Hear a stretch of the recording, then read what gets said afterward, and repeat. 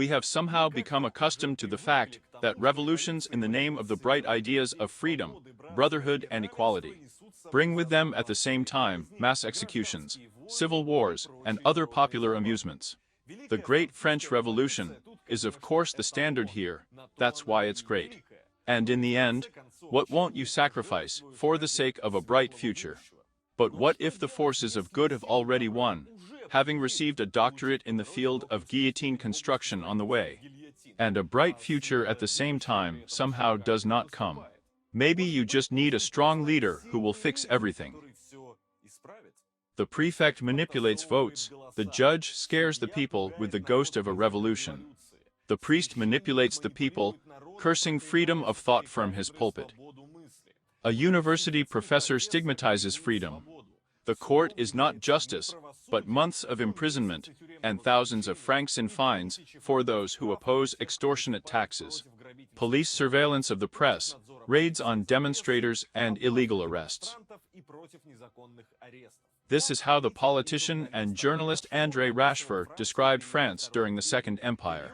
A period when a strong leader took power there, who decided to restore order in France after decades of chaos and upheaval.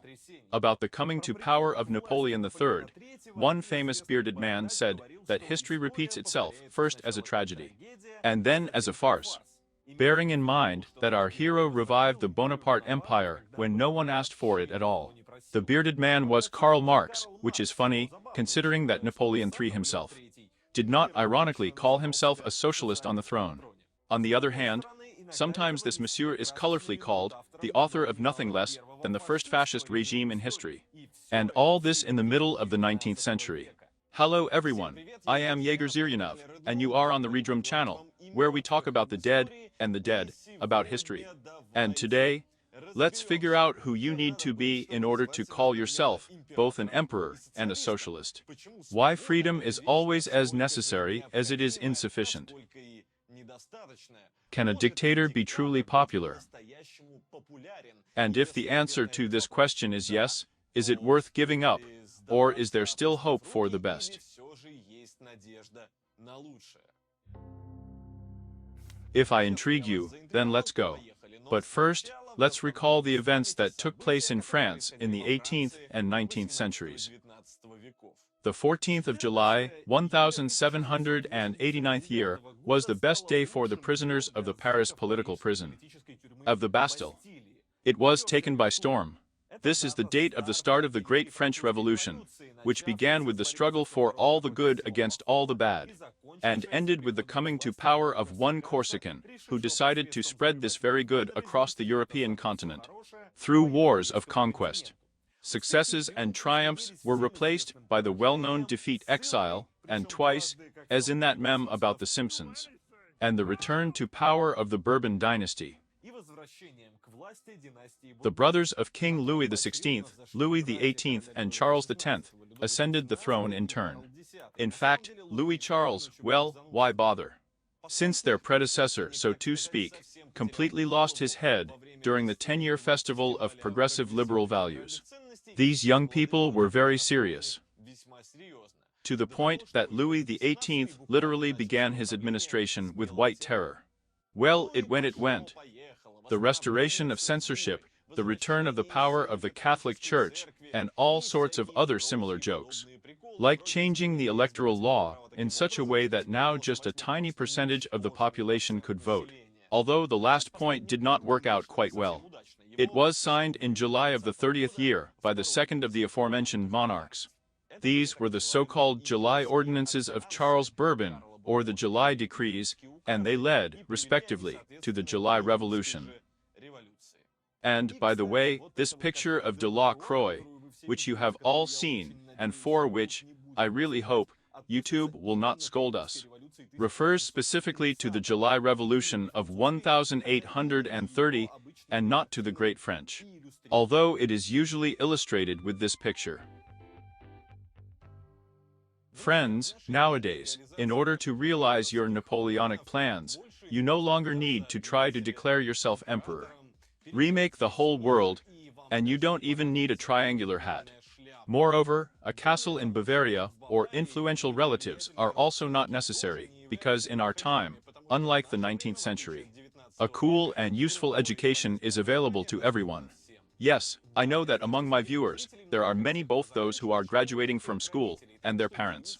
So I am sharing with you information about the bachelor's degree program created by the Higher School of Economics. This is the best university according to Hat Hunter and Forbes in Russia, together with Natology, an educational platform that has been teaching online for 13 years. The bachelor's degree is called Software Systems and Automation of Development Processes. A full stack of developers will be prepared here. Universalist specialists who can create a website or application alone. And from the third year, you will need to choose an in-depth DevOps program, an engineer, or a development team leader. You will get a lot of useful skills for programming languages, database and interface design, project management, working with machine learning and artificial intelligence. Practice from the first year. Real cases that will be included in your portfolio, industrial practice, hackathons, internships. And most importantly, to study at a prestigious university. You do not need to move somewhere and go to lectures every day. Here the education is full-time, but it takes place online, and some of the lectures can be viewed offline from a smartphone at all. Teachers, professors, research scientists, and practical experts from the industry. And as a result, you will receive a diploma from the Higher School of Economics of the State University. This is a full-fledged higher education with a postponement from the army, free travel, and a preferential educational credit. With him, training costs from 263 rubles a month. So hurry up. Acceptance of documents will open on the 14th of June, but now you can send an application and get a free consultation, so as not to miss a good opportunity. So click on a new link or a quark, open everything in new tabs, and study, and then come back to us. The Bourbons were replaced by Louisville of Orleans from a side family line. Oh, these, you know, distant relatives who always appear at the worst moment. This man demonstrated in every way that he was a liberal and that he was close to the people, unwinding the Bourbon nuts in the opposite direction. He also returned the status of a national hero to Napoleon Bonaparte, scoring, however, at the same time repealing the law, prohibiting the descendants of the emperor to live in France. For national pride is national pride, and I still want to warm the throne with the fifth point. At first everything was so gingerbread and rosy that the government was headed by not some generals, but historians and philosophers Guy Brawley, all three personalities, incredibly popular and media. It's as if some popular science pop blogger would take a place in the government now. But then it turned out that rights and freedoms are, of course, wonderful, but they only make sense for a very limited circle of people. The property qualification, of course, was lowered, and now twice as many people were able to vote as under the Bourbons. As many as 200,000 people out of the 35 million population of France. Well, actually, the aforementioned Guizot said so. They say, if you want to vote, just earn more. Ever relevant advice, so to speak. And then it turned out that the new parliament was not so good either. Of the 6 convocations of the parliament, none could work until the end of the term. In short, the old problems were replenished with new ones. Only if earlier all this was hidden under the iron veil of censorship, now, armed with civil liberties, society watched with horror the entire reigning star. And you know, when some fighters for all good things suddenly take power, grant people freedom, and they begin to use this freedom, it often turns out that people need this freedom, including for criticism, because that's how it should work. And then yesterday's fighters are tempted to unscrew these freedoms back. And then Lancelot, who killed the dragon, suddenly turns into a dragon himself. Already in 1834th year in Paris, government troops suppressed Republican protests so harshly that Nicholas I praised Louis Philippe. And you know, if you respect Nicholas I, and your last name is not Pushkin, this is actually a reason to think. Well, we won't. Actually, I am against the demonization of Nicholas I, but it is difficult to deny that he was a rather harsh person. But already in the 36th year, a new and absolutely amazing character appears on the stage, the main one in this story.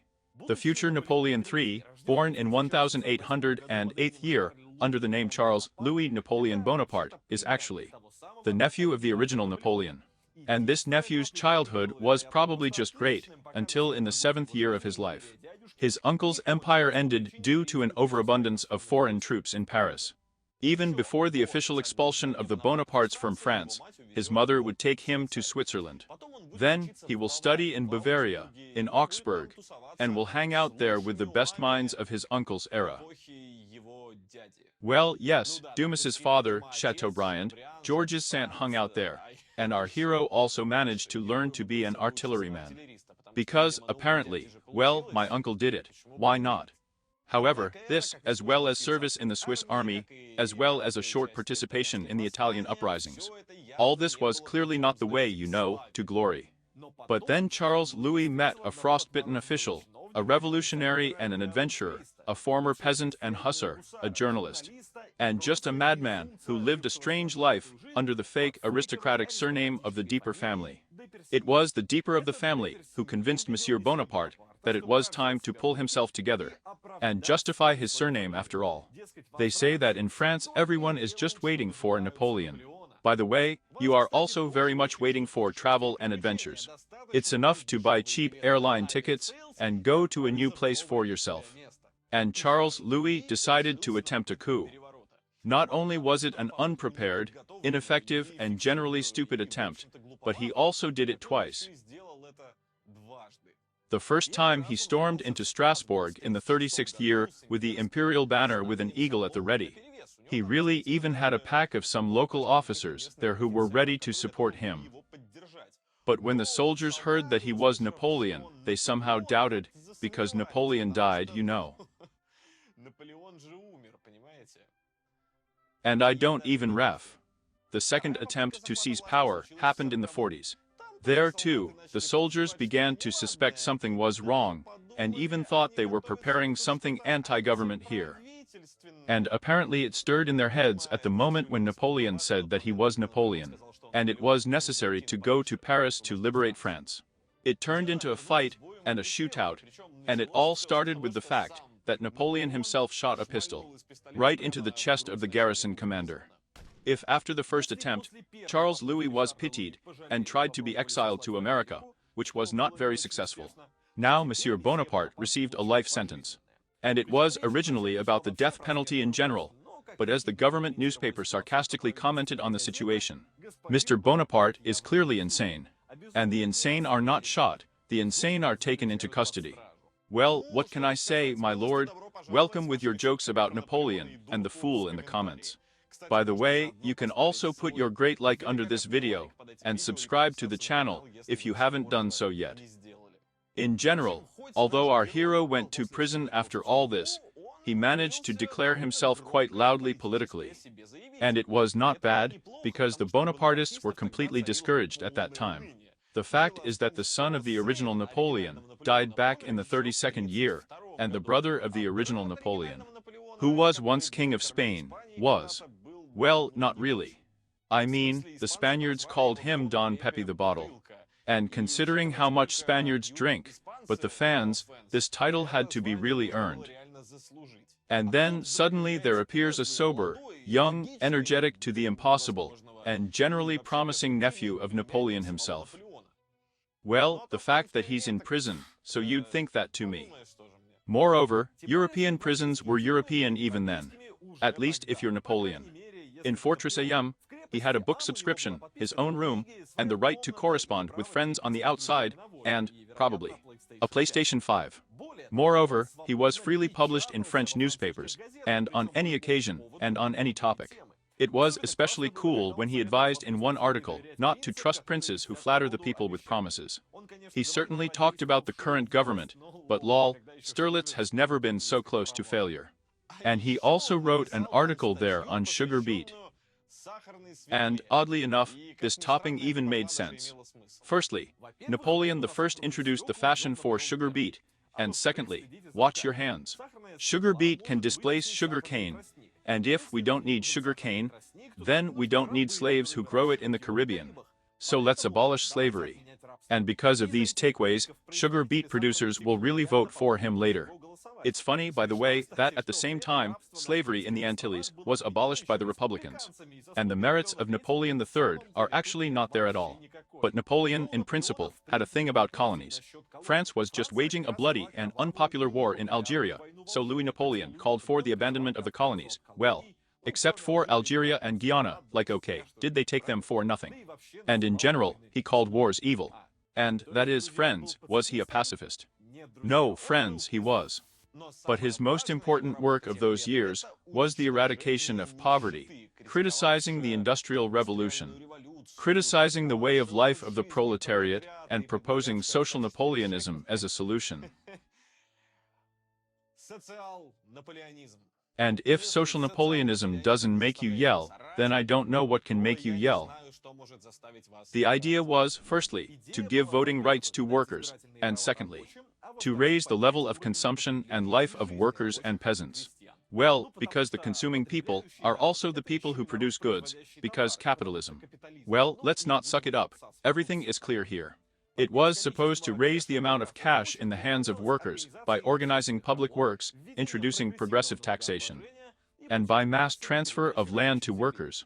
And yes, this socialism Bonaparte edition envisaged the rallying of the working class around the nation and religion. In other words, it turns out not just socialism, but such a special socialism associated with national pride. If you know what I mean. But the supporters of Napoleon did not think that they would be accused of some kind of fascism, because there was still a hell of a lot of time left before the invention of the term fascism, and therefore, in general, these ideas were extremely popular. Georges Sand called Louis Napoleon's arguments about the proletariat the new glory of the Bonaparte family. And yes, the main writer of France openly corresponded with the chief political officer. In short, what happened to Louis Napoleon is what will happen in 60 years to one exiled Volga lawyer, and in 80 more, to one Austrian artist. I mean, all this imprisonment has not affected his political popularity for the worse. In the 45th year, France even began to publish his complete works. And in May 1846, Napoleon escaped from the fortress of N. His father was dying, and Napoleon decided to say goodbye by escaping from prison. Under it, he could move freely, and he escaped in the style of silent comedies, disguised as a worker, and covering his face with a board, passing by a guard. Then the death of his father, a considerable inheritance in the form of cash and Italian real estate, and an escape to England, where Napoleon had an affair with actress Harriet Howard, an extremely wealthy woman.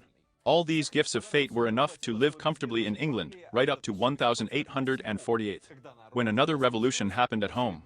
In principle, everything went to her. Louis Philippe, who started for the health of Louis, had long since promised to finish for the repose. A dozen attempts on his life will not let you lie. France was declared a republic, and the prisoners were released, and Bonaparte, after considerable thought, was allowed to return. In May, elections to the Constituent Assembly were held, at which Napoleon passed to this very assembly, in as many as 4 districts. And yes, it was possible, it's not a buck feature. The new constitution turned the country into a presidential republic, and universal suffrage was introduced. Well, in the sense of universal. Universal for all men. But one way or another. And then the elections were held. Napoleon's main opponent, General Cavaignac, seemed to be a supporter of civil rights and all good things.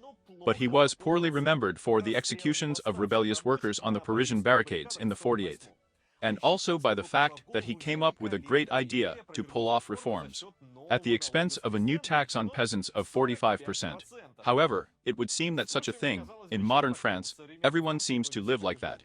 The other candidate, God forbid a mixture of Jacobins and communists, too, you know, somehow did not inspire confidence.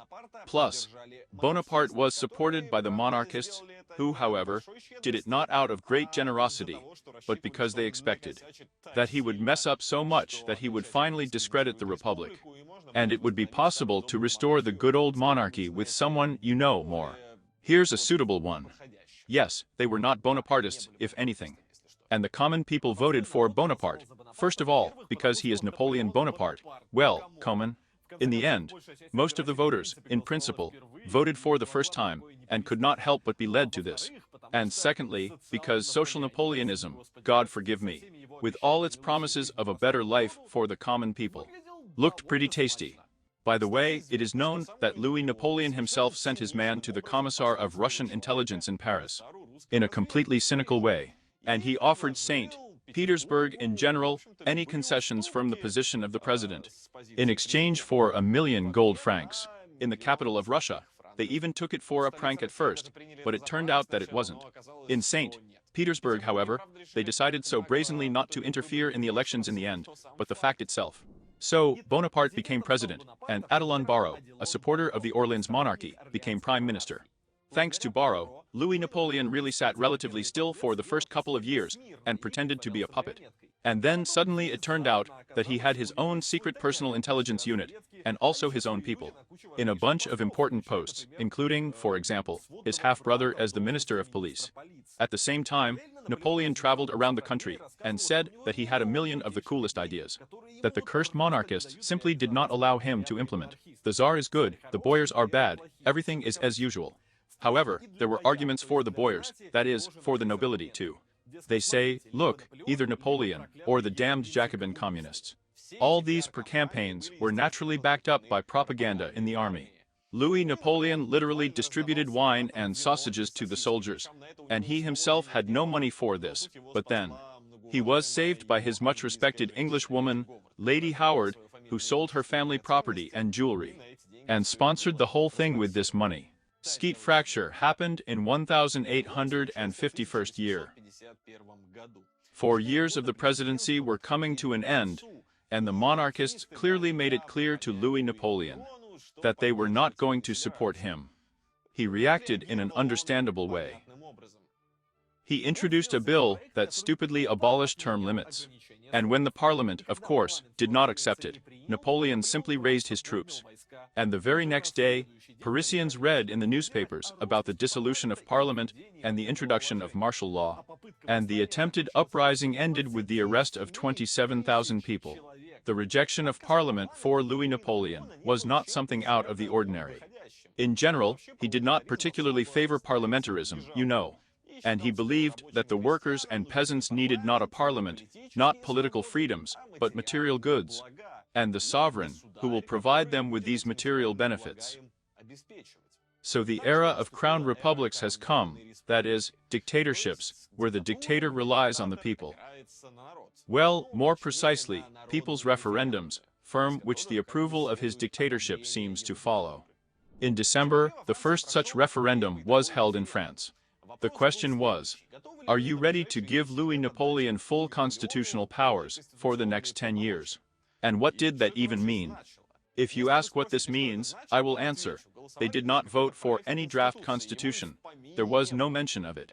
It was a vote on whether to give Louis Napoleon the right to invent a constitution. Of course, there was no way to campaign against, so 92% voted in favor with an 80% turnout. Of course, these figures are clearly embellished, but even modern historians agree that more than 70% of the population was really in favor. And these results were perceived as a mandate to do anything at all. Already on the 14th of January, 1852, a new constitution was promulgated, giving the president, elected for a 10-year term, almost unlimited powers. Following this, a decree on censorship of the press was adopted. Of course, so that the editors do not inflate hostility to the government in their own selfish interests. But this was not enough for the Prince President, as Louis Napoleon became known. He has already declared the restoration of the empire, although 3 years ago he disavowed such ideas. But now he has gone on a tour of France to agitate for the monarchy. On November 21st, 1852, a new grandiose referendum was held. 96% of the French, with an 80% turnout, approved the transformation of the country into an empire. On the 2nd of December, the 52nd Prince President Louis Napoleon was proclaimed Emperor of the French, under the name of Napoleon III. The Second Republic ceased to exist, turning into the Second Empire, the People's Empire, as Napoleon himself pathetically formulated it. He also got married, but it's a long time. I'd rather tell you about it in the cart. In fact, the transformation into an empire was just a change of signage. The emperor did not have any new powers. Well, just because there are so many more of these powers. I remind you that Napoleon himself considered himself a socialist at the same time. Well, the truth is that this only applies to his personal views. He himself spoke about it. As Napoleon himself said, the Empress is a legitimist, the Prince is a Republican, I myself am a socialist. Persigny alone can be called a Bonapartist, but he's crazy.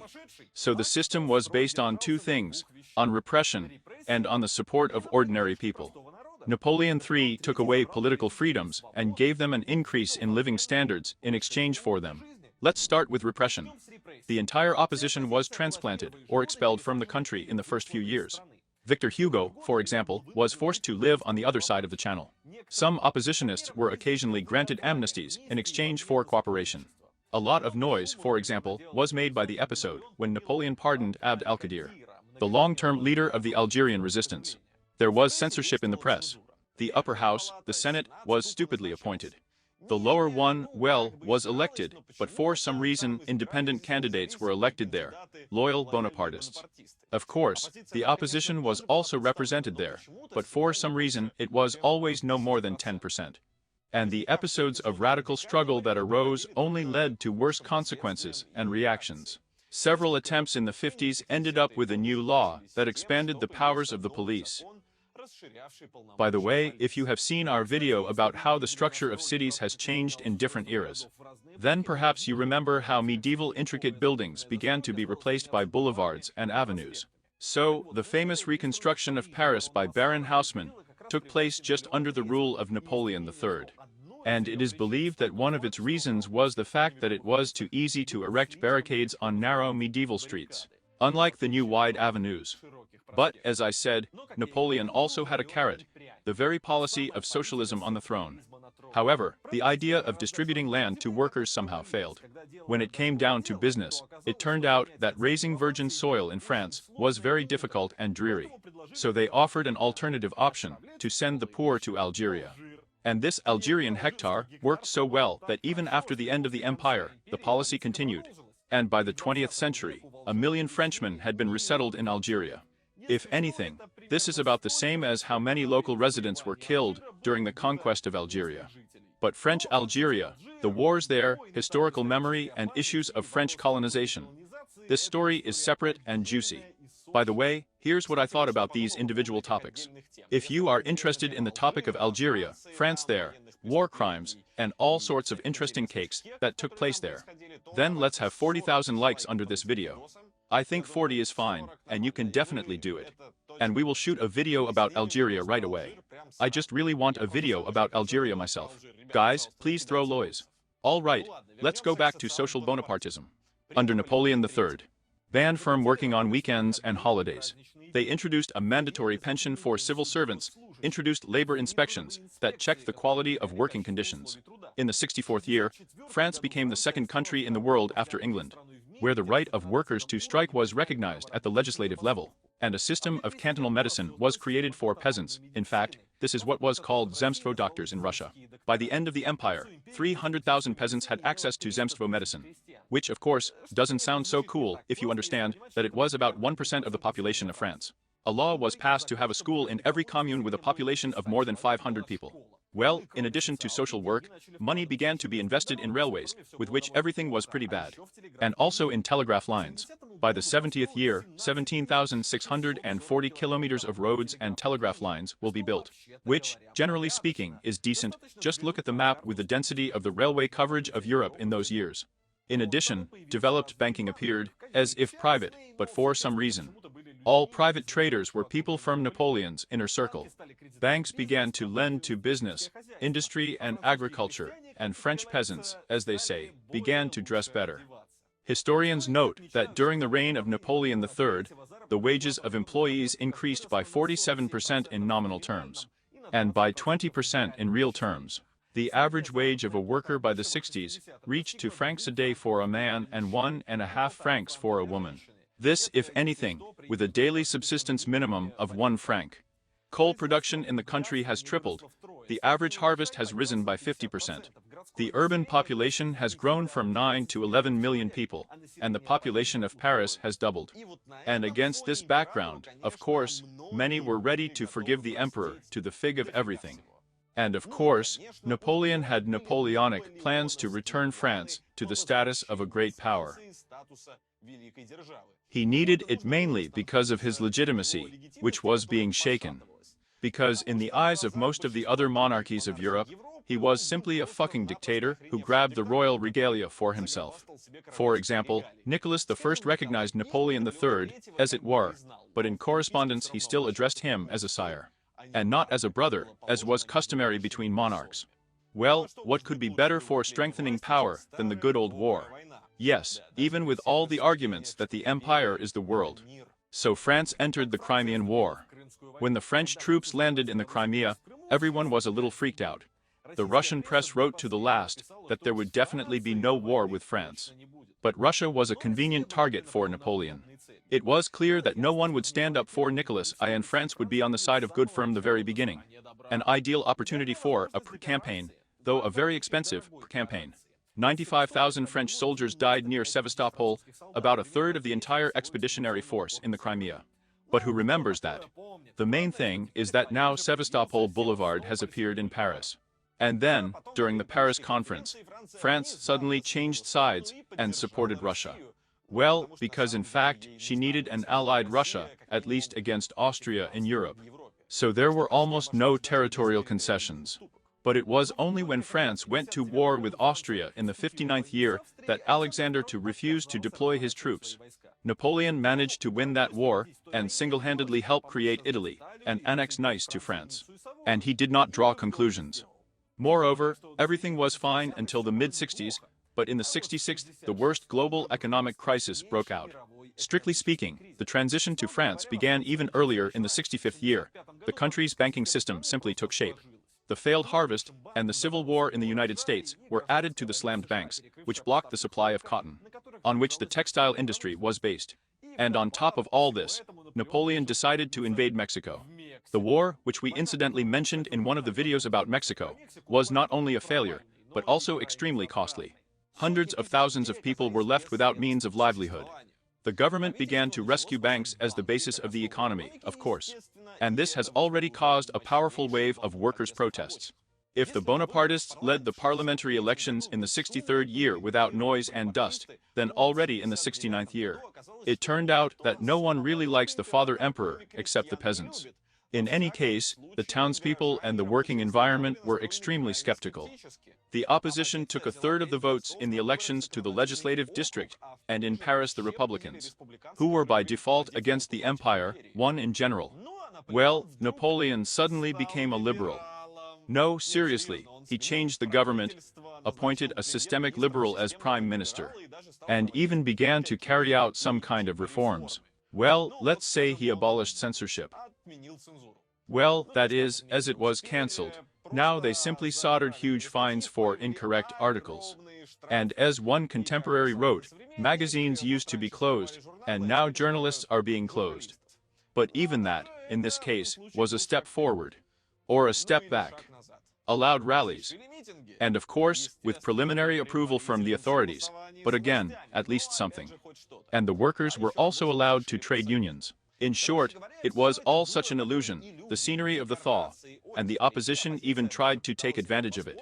But suddenly it turned out that the French, these genetic slaves, are completely satisfied with the bone thrown to them, can you imagine? And now, no one wants to go to mass protests, such scoundrels. And then there was the new constitution adopted in the 70s. It turned France into some kind of constitutional monarchy. It turned out to be tricky. The government was now responsible to the legislative corps, while the emperor continued to use enormous power. Naturally, the draft was adopted in a referendum, and everyone understood that it was a referendum on trust in the elderly dictator. Napoleon himself said that if the people had voted against, he would have had to abdicate. The people voted yes, 82%, with a turnout of 81%. Although we don't know exactly how many throw-ins there were. And, of course, all this made a terrible impression on the opposition. Republican leader Leon Gambetta then whined and moaned that, "Oh my God, we lost." Napoleon has never been as popular as he is today. He was killed in a similar way in May of 1870. The Second Empire at that time had 6 months to live. Already in July, the Franco-Prussian War began, which I described in more detail in this video about the unification of Germany. This conflict had been brewing for a long time, Napoleon did not need the unification of his neighbor, and the last straw was the overthrow of the Spanish queen, instead of which the provisional government proposed to put one of the Hohenzollerns, a relative of the Prussian monarch, on the throne. Napoleon certainly burned. He attacked King Wilhelm of Prussia, demanding to guarantee that the Hohenzollerns did not claim the Spanish crown. And that pretender to the throne really refused the crown. But the Prussians did not want to give guarantees of non-interference in the affairs of Spain to Napoleon. The story of the M dispatch added fuel to the fire. When Bismarck deliberately incorrectly translated the text of the French demands into German, so that it looked exceptionally offensive to the German people. And the Chancellor also made sure that this dispatch was printed in this form by all the major newspapers in Germany. In general, the scandal grew, and on the 19th of July of the 70th, France declared war on Prussia, in the hope of helping Russia and Austria, who did not need the strengthening of Prussia. Well, at the X hour, Russia and Austria announced that they would not enter the war. Well, it was a little more complicated there, but it doesn't matter. Another shoal came out with the army. The Germans came up with one very interesting thing: universal conscription. Against 450,000 French soldiers, Prussia fielded 730,000 of its own. And they were armed and trained. As a result, they were no worse or even better than the French. Already in the autumn, the imperial army was completely defeated. Emperor Napoleon, who left to command the troops, was captured under Sedan. In Paris, the deputies of the Legislative Corps happily removed him from power. And Gambetta, the very leader of the opposition, who in May cried that we had lost, already in September, from the window of the Paris town hall, announced the proclamation of the Republic to the crowd of people. By the way, Napoleon did not abdicate the throne. He was removed from power on the principle of absinthe due to absence from office. The former emperor again settled in London, where he died in the 73rd year. And the Bonapartes did not return to power after that. This whole story is full of things and events that you can both think about and laugh at. But what can this dude teach us? He came to power to restore order with an iron hand after decades of political chaos. He banned all dissent, hiding behind concern for the people. He turned the Republic into an empire and staged several wars in order to restore the country empire to its former greatness. Well, given the number of long-running problems that he left as a legacy of the Third Republic, I think the answer should be this. The exchange of political freedom for material well-being is carried out at a very unfavorable rate. I think that such a conclusion should be drawn from the story about Napoleon III. But at an excellent rate, you can support us on Boost and on Patreon, depending on whether you have a Russian card or a foreign one, in order to get early access to all videos that will be released in the future, and also to watch them without ads, or just to support us, friends. Thanks, by the way, to those who are already doing this. You are the best cats. And thanks to everyone else who watches our videos. Do not forget to like, subscribe to the channel, and write in the comments what you think about this whole story. See you soon.